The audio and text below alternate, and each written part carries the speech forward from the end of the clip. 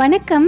இன்னைக்கு நம்ம சாய் விருந்து சேனல்ல எந்தெந்த பொருட்களை எல்லாம் சேர்த்து நீராவி பிடிச்சா நல்ல பலன் தரும் அப்படின்றத பத்தி தான் பார்க்க போறோம். இன்றைய சூழ்நிலையில எல்லாரும் தெரிஞ்சுக்க வேண்டிய ஒரு பதிவுன்னு நினைக்கிறேன். வாங்க எப்படி பண்றதுன்னு பார்க்கலாம். நல்ல அகலமான பாத்திரத்துல தண்ணி எடுத்துக்கோங்க.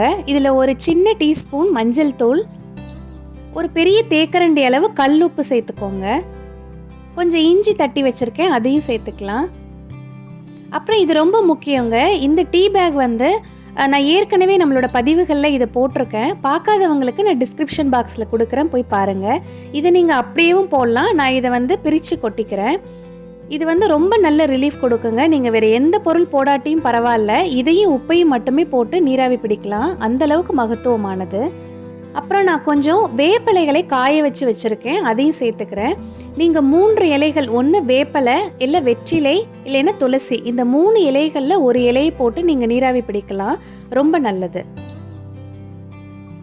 அப்புறம் ஒரு எலுமிச்சம்பழம், இதை அப்படியே அதில் சேர்த்துருங்க, தோலோடே சேர்த்துருங்க. எந்த அளவுக்கு கொதிக்க வைக்க முடியுமோ அந்த அளவுக்கு அடுப்பில் இதை கொதிக்க வச்சிடலாம்.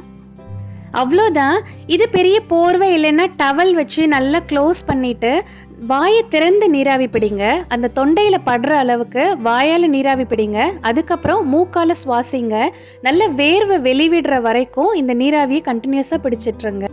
ஒருத்தர் யூஸ் பண்ண போர்வையை இன்னொருத்தர் யூஸ் பண்ணாதீங்க. வீட்டில் போர்வையை யூஸ் பண்ண உடனே துவைக்க போட்டுருங்க. அதை குழந்தைங்களுக்கோ இல்லை திருப்பி நீங்கள் போத்துறதுக்கோ பயன்படுத்தக்கூடாது.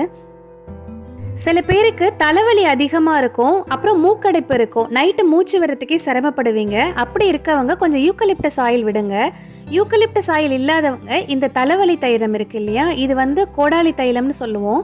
இது ஒரு 4-5 சொட்டு விட்டுட்டு அதுக்கப்புறம் நீராவி பிடிச்சு பாருங்கள். ரொம்ப நல்ல ரிலீஃப் இருக்குங்க. நீங்கள் எங்கேயாவது வெளியில் போயிட்டு வந்தீங்கன்னா இதை கண்டிப்பாக ட்ரை பண்ணுங்கள். நல்ல ரிலீஃப் இருக்கும். நிறைய கிருமிகள் இதில் அழிஞ்சிரும். இந்த பதிவு உங்களுக்கு பயனுள்ளதாக இருக்கும்னு நம்புகிறேன். அடுத்த ஒரு ஆரோக்கியமான பதிவில் உங்களை சந்திக்கிறேன். நன்றி.